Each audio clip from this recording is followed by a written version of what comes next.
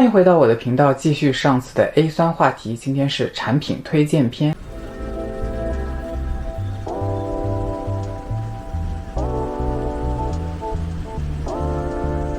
那么首先我先说一下之前我提到的让我一直无法耐受且反应极大非常抓狂的产品呢，其实就是有 1% 浓度的美国欧邦奇医生所创立的专业 A 醇产品 Zeoskin。 出了名的产品刺激且高效的品牌，几乎每一个专业皮肤科医生呢都会有他们家的品牌在贩卖。除了 A 醇之外呢，这个品牌还有很多很好用的东西，比如它的日间精华，它的防晒，那我就不细说了。关于这个品牌我只想强调的是，如果你是一个刷酸的小白，那么你千万不要购入。本来人家也是要在皮肤科医生定期咨询下来使用的，但是因为现在电商的普及，很多人在没有皮肤科医生面诊的情况下就已经用上了这个品牌，所带来的后果也许是你不能所承受的。在停掉 ZO 之后呢，有很长的一段时间我完全没有关注 A 醇类的产品，可见它对我的影响是非常的大的。那么什么时候又开始接触到 A 醇类的产品呢？其实要提到日本，因为那个时候已经是我完全开始深度沉迷于日系保养品的那个阶段了。在17年1月的时候，东瀛美妆圈有一个很大的动静，就是 Pola 率先推出了第一个由日本厚生劳动省认证的抗皱精华。当然我们今天并不是说它，因为成分与 A 酸无关，但是在同年的6月，资生堂就紧接其脚步推出第二个通过厚生劳动省认证的抗皱产品，就是我们后来知道的 Elixir 的抗皱霜。 Pola 用的是自己全新认证的抗老生成分，而资生堂紧接其后再次利用老牌的视黄醇的抗皱成分再次获得了认证，足见 A 酸类的产品还是在抗老的顶端位置。而资生堂的这种缓释技术呢，可以让视黄醇慢慢的渗透到皮肤，在发挥作用的同时不会让你产生极大的炎症反应。产品一上市我就购入了，不仅是因为技术加持，更因为它的质地真的是太好了。可以说日系的 A 醇类产品是我重新接触 A 醇类产品的一个重要契机。当悦薇还是中国百货店里非常高级的日系品牌，而它的代言人还是周慧敏，在那个年代人家作为资生堂高级线的产品就已经在使用 A 醇这个成分了。所以这瓶才是我今天要讲的第一个含有 A 醇的单品，资生堂在05年就开始发售的护肤品。它是一款含有微脂囊包裹的视黄醇乙酸酯的药用化妆水。这款产品同样运用到资生堂的缓释技术，所以当它推出 Elixir 的这种抗皱霜并得到认证的时候，并非偶然，而是源于资生堂集团长期对 A 醇的研究。现在你已经没有办法在百货店看到这个产品了，但是你依旧可以在药妆店里买到它。无论是它的包装、质感、香味，都无疑是高级品的状态。看一下它的质地，虽然它是化妆水，但是我们其实可以理解为它是一整瓶的精华液，从质地上就能够看得出来。这种细小的白颗粒就是微脂囊包裹的视黄醇，里面也含有现在 Elixir 大肆运用的技术成熟的胶原蛋白，以及可以稳定胶原并且有保湿作用的羟普氨酸。硫辛 N9 可以水油平衡的酵母提取，它也含有。之后呢，就是日系爱用的各种植物萃取，比如现在也很热门的抗炎抗氧化的姜黄的成分。不过它也含有日系贵妇品牌爱用的乙醇跟香料，调香是蛮好闻的，即便放到现在也是高级的感觉。外观设计上具备的这种科技感，今天来看也一样很先锋。在各类保湿的成分上还含有浓甘油，这就体现出酒精的好处了。虽然刚涂上脸是非常滋润的感觉，但吸收之后呈现的就是柔滑跟清爽的状态了，完全没有任何油腻感。这个手呢，是我刚才已经涂抹2下的状态，完全是没有任何黏腻感的。非常推荐想初次尝试 A 醇类保养品的入门级单品。在介绍第二个单品之前，我需要提到与 A 醇相关去年开始大受欢迎的一个成分，就是植物性的视黄醇补骨脂酚。其实它不是一个新成分，在中药里头就有，而西医呢也研究过它的药用价值，比如在抗癌方面的研究。它主要存在于印度的植物补骨脂的种子中， 0.5% 的浓度，研究表明具备多种抗氧化抗炎的特性，与视黄醇一样，都会显著减少皱纹面积，并减少色素沉着的情况，是副作用极小的一种抗衰老成分。它的化学结构与视黄醇非常接近，所以又被称之为植物性的视黄醇。科学工作者也做过临床实验，将 0.5% 浓度的视黄醇跟补骨脂酚分别做临床测试，相比视黄醇带来的刺激感，补骨脂酚要明显温和很多。在接触了日系温和的视黄醇产品之后呢，我并没有再次对视黄醇产生极大的兴趣。但是当我接触到补骨脂酚这样的成分，我又开始心动了。想达到 A 醇的效果，但是又不想在使用过程中经历痛苦的耐受，所以很自然而然的就入手了人的这款补骨脂粉生物视黄醇面霜。很多博主在去年的直播卖货中都有卖到这个产品。其实在他们推荐之前呢，我已经购入了这个产品，并且在使用了。因为当时我就在网上搜含有补骨脂酚的产品，搜到了英国的这个品牌人，其实我对它一无所知，单纯就是对成分感兴趣，就果断入手了。去年6月份是我第一次打开它，当时我就吃惊到了。虽然我知道它是面霜，但是这个质地挤出来给大家看一下，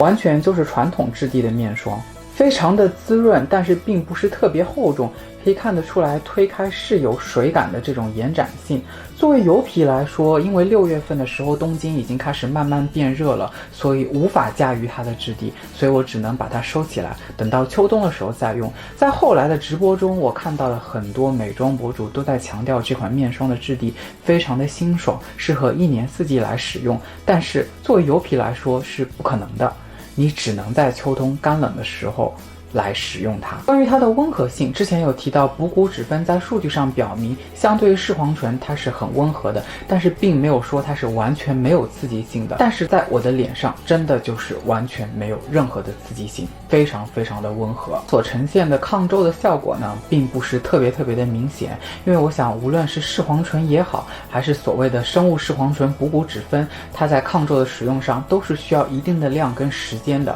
所以我们可以交给时间去考量。如果将补骨脂酚跟老牌的视黄醇结合起来使用的话，补骨脂酚所具备的舒缓特性呢，可以更好提升 A 醇的适应性。这样结合的美好理念，怎么可能逃过有业界化妆品警察之称的宝拉甄选？所以宝拉就推出了一款含有0.3%视黄醇加上2%补骨脂酚的临床治疗高效配方的这款产品，专门针对减少细纹跟可见皱纹、紧致皮肤并且亮白肤色的一个配方产品。官方的说明呢，也是最初为每周3个晚上来使用这个产品，然后逐渐增加到每天来使用它，并且在初期呢，不要与果酸、水杨酸类的产品同时使用，你可以分开在早晚来分别使用它们。那么建立耐受之后呢，同时使用也是没有关系的。同样也需要注意的就是要避开眼周使用。看一下它的这个质地是这种黄色的乳霜状的感觉。我想很多在用过宝拉甄选产品的人都了解，虽然宝拉非常讲究成分，但它的质地真的做的不咋地。但是这款出乎意料的非常舒适，虽然也是像霜状的质地，但是比起刚才人的这个补骨脂酚，它更像精华液。涂上脸呢，也是有这种水润、吸收速度极快的感觉，这种就是我非常喜欢的润而不油的状态，一年四季使用，油皮都不会有油腻的感觉。既然官方都提到了是需要在初期建立耐受之后再每天使用的，所以它在初期使用过程中还是会有一些耐受反应的，但是并不会出现严重的脱皮跟角质紊乱的问题，只会在局部产生微微的红肿，而且比较高发于敏感肌都会容易产生的颧骨眼下这个位置。使用这个产品的耐受反应并不是很大，可能在你涂抹的过程中有些许的刺痛，或者隔天早上起来会有微微的反应，所以比起之前的那种大面积脱皮红肿的耐受而言，真的是小巫见大巫了。虽然官方说的是一周挑3个晚上来使用，但是它并没有强调可不可以连续，可能因为是急切吧，我是连续3个晚上来使用这款产品的，所以就出现了以上我讲到的这个反应。那么我解决的方法呢，就是只要出现反应，我就立刻停掉这个产品，并且在间隔2-3天之后恢复使用，之后我就改成用一次间隔2-3天，不那么密集的去使用它，并且在使用的过程中，我还会搭配维他命 B5 的保湿类成分，同时进行舒缓我的皮肤。用的就是这款 Medic Aid 的 B5 保湿精华，透明质酸跟维他命 B5 都有很好的舒缓作用。差不多在1个多月之后，我的皮肤就完全耐受了，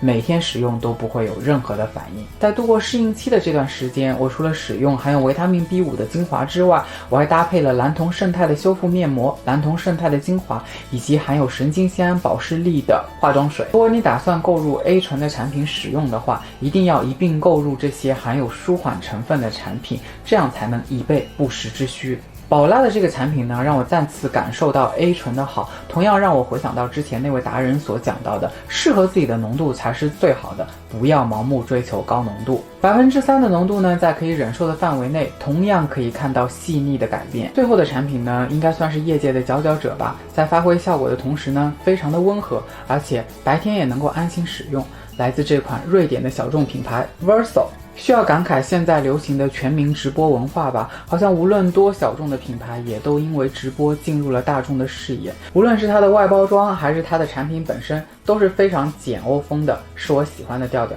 为什么说它是业界的佼佼者呢？因为这个13年创立的品牌手握8倍视黄醇浓度的专利，比传统视黄醇刺激性低1半的抗老品牌。上一个介绍 A 酸的视频中已经提到，只有 A 酸才能直接对皮肤发挥作用，而 Verso 使用的这个专利呢，其实是视黄酸视黄酯的成分，来自于 A 酸跟 A 醇的混合体，可以直接分解成 A 酸跟 A 醇。A 酸直接作用于皮肤发挥作用， A 醇经过2步生成 A 酸，同样发挥作用。不过官方呢，在宣传上其实也玩了一点文字游戏，因为所谓的8倍其实指的是在胶原合成速度上棕榈酸视黄酯的8倍，而视黄醇的1.4倍。因为直接能转化成 A 酸，减少损失，效率自然会比较高。其结构的这个光学稳定性呢，又可以让你在日间使用，减少因为 UV 造成的氧化分解，而它的化学稳定性减少刺激，自然就说它是佼佼者了。其实去年年中的时候就入手了，现在已经有很多人都知道他们家的这款5号眼部精华算是他们家的明星产品了，然后又在去年年底黑五的时候呢，入手了这款4号的面部精华。最近一起使用了1个多月，所以才有了以上想做 A 醇类产品的这个视频。同样来说一下它的肤感，首先是这款眼部精华，它的这个质地呢是长这个样子，跟我刚才提到的 Elixir 的相比呢，这款眼部专用的产品明显要轻薄很多，稍稍涂抹就吸收了，速度一样非常的快。然后它的味道呢，非常像理肤泉全线的那种淡淡的香味。如果是年轻的肌肤，我觉得夏日单用当做眼霜来说也是 OK 的，但是日常使用的话，我还是建议后接一个眼霜会比较好。5号眼部精华呢，它的浓度相当于 0.24% 浓度的视黄醇，配合多肽的成分，可以达到紧致眼周、促进眼部血液循环的作用。关于眼部的产品能否真正的做到低刺激性呢？我想单独拿出来讲，因为在我打开使用这款产品之前，我的母亲其实已经用完了1整瓶，所以在她没有告知我的情况下，她没有产生任何的炎症反应，也没有任何的刺激感。然后再换到我自己身上来看，这款产品在我挤出来涂抹在眼周的时候呢，会产生微微的刺激感，这个刺激感在我完全吸收揉抹之后就会消失，除此以外也没有别的接受不了的反应状态了。所以对于我自己而言，可能是因为以前我刷 A 酸所留下来的后遗症，所以造成我眼周还是比较敏感的，所以它有些许的刺痒是能够接受的范畴内的。再来看一下 Verso 这款4号精华液的质地，可以看得出来，明显是偏厚一点的状态，虽然是精华，但是其实也很像面霜的质地。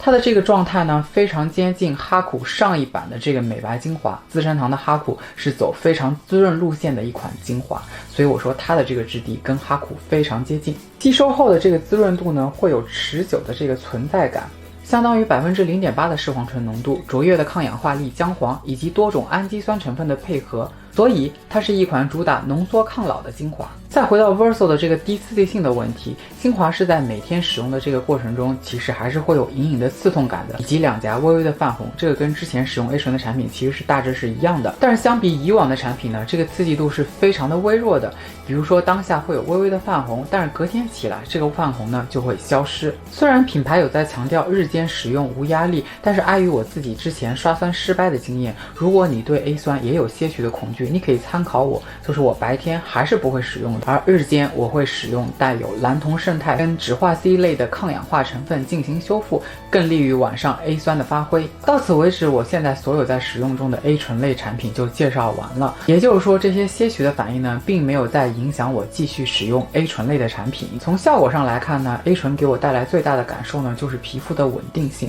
不知道大家有没有精细观察过自己的皮肤，其实我们的心情啊、压力啊、睡眠各种因素都会影响你的皮肤。也许你的皮肤非非常好，但是它也会有些许的变化。而使用 A 醇的这个过程中呢，就会让我的皮肤看起来非常的稳定，无论是气色、细腻度都会保持在一个平均值的水准上，没有出现我之前比较在意的暗沉问题。然后关于皱纹、细纹的问题呢，我目前脸上比较明显的在于我眼下2道细纹，这2道细纹呢是源于我不好的作息，以及我有段时间减肥造成的脂肪塌陷，所以它会比较明显。那么后期在保养的过程中，其实它已经有出现淡化，不定期的刷酸呢，确实能够起到增厚你的真皮、淡化细纹的作用。同样那句话，保养品不是神药，坚持才重要。好，以上就是 A 醇类所有的内容了，感谢你的收看，